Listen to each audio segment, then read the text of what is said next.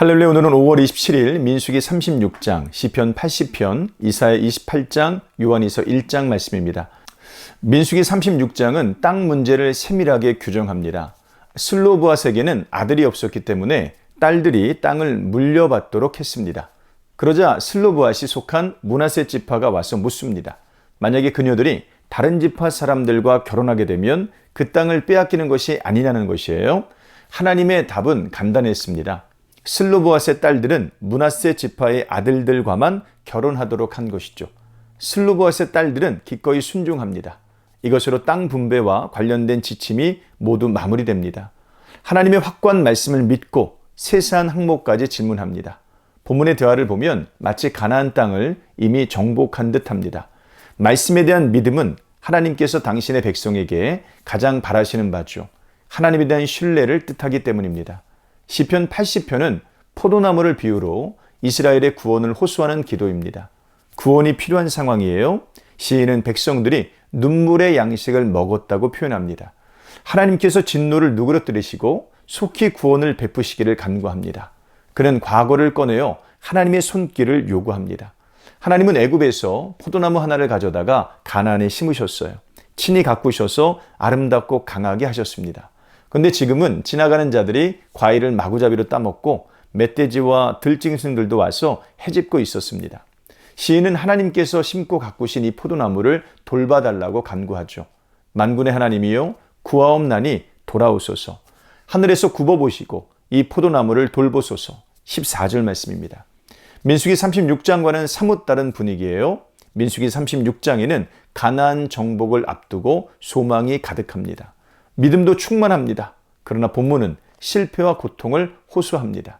그 사이에는 이스라엘의 반역이 있습니다. 이제 시인이 의지할 수 있는 것은 중보자입니다. 하나님의 오른쪽에 있는 자, 곧 주를 위하여 힘있게 하신 인자가 필요합니다. 그는 바로 예수 그리스도이십니다. 예수 그리스도만이 하나님과 우리 사이를 중보할 수 있는 유일한 분입니다. 이사야 28장은 이스라엘을 향한 경고예요. 먼저 에브라임이 경고를 받습니다. 에브라임이 북이스라엘을 뜻하는 것으로 여기에 나오는 성은 사마리아 성을 말합니다. 그것은 겉으로 볼 때는 화려하지만 하나님께서 보내신 힘있는 자에게 그 면류관이 짓밟힐 것입니다. 또한 남유다도 경고를 받아요. 제사장과 선지자를 언급하는 것으로 볼 때 이것은 예루살렘 성입니다. 교만하고 고집스러운 제사장과 선지자들은 결국 넘어지고 부러지며 붙잡히게 될 것입니다. 하나님은 이 오만한 이스라엘을 향해 시온에 있는 한 돌을 보라고 하십니다. 이 돌은 하나님의 성전을 의미하는 거예요. 이 돌을 의지하는 자는 다급하지 않게 될 것이고 공평과 정의로 판단을 받게 될 것입니다. 하나님은 계속해서 말씀하세요. 너희는 오만한 자가 되지 말라.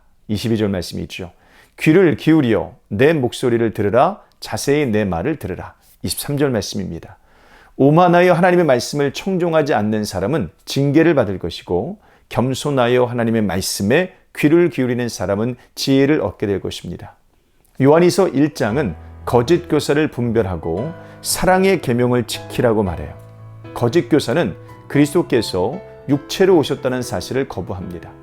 그리스도에 관한 교훈을 바르게 전하지 않습니다. 요한은 이 교훈을 갖지 않고 찾아오는 사람은 집에 들이지도 말고 인사도 하지 말라고 합니다.